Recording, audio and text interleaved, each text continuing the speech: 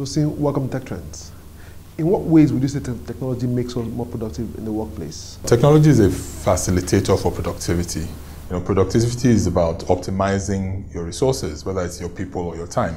And in my opinion, technology just helps you to do things faster, better, on a grander scale, or more effectively. So if you look at things like email, you can now send an email and communicate with thousands of people at go. Or with spreadsheets, you can crunch millions of numbers and do financial analysis that you couldn't do on your own. Or with learning, which is where we play, you can train hundreds of people across geographic locations using technology.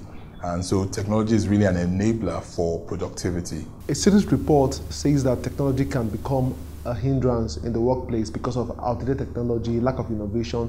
What's your opinion to that report? They're probably right. Knowledge is power, and the example I'll use is the phone.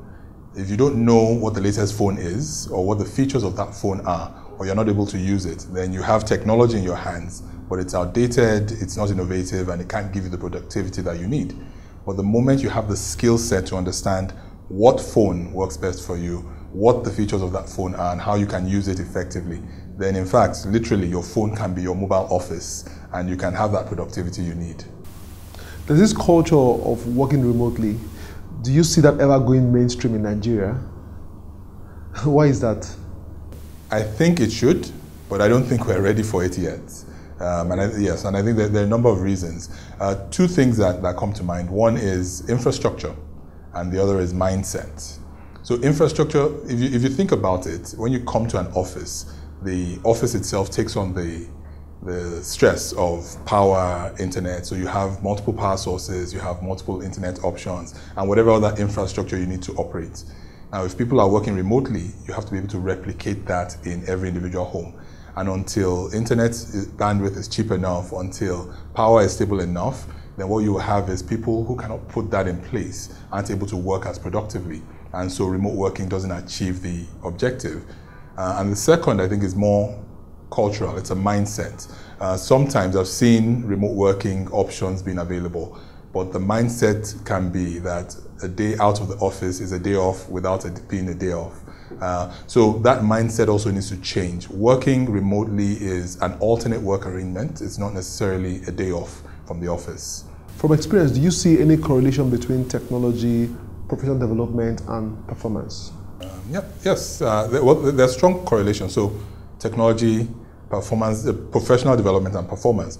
The latter two, there's a strong correlation. You'll find out that people who pay a little more attention to personally developing themselves, to continuous learning, and to upskilling themselves, they tend to perform more, they tend to get promoted more likely, and they advance their careers.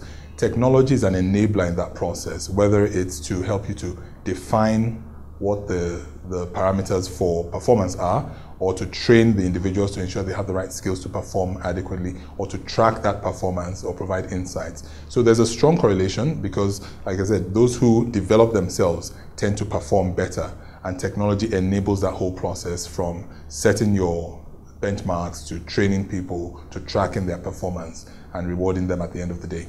In all of this, what problem would you say that your startup is solving? We're solving the problem of knowledge.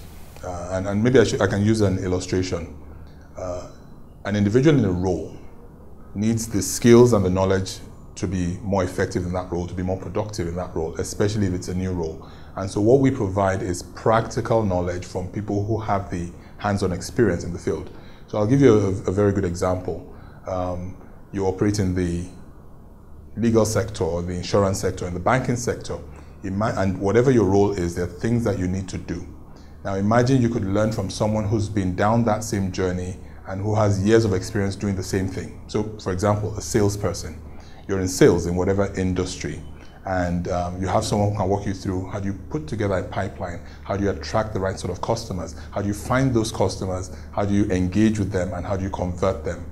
And not just theoretically, but someone who's worked in the Nigerian market and can provide you with that knowledge to close the gap between where you are and where you need to be to perform at the level to be successful in your role. So the problem we're solving really is providing local solutions to a knowledge gap in different job spaces.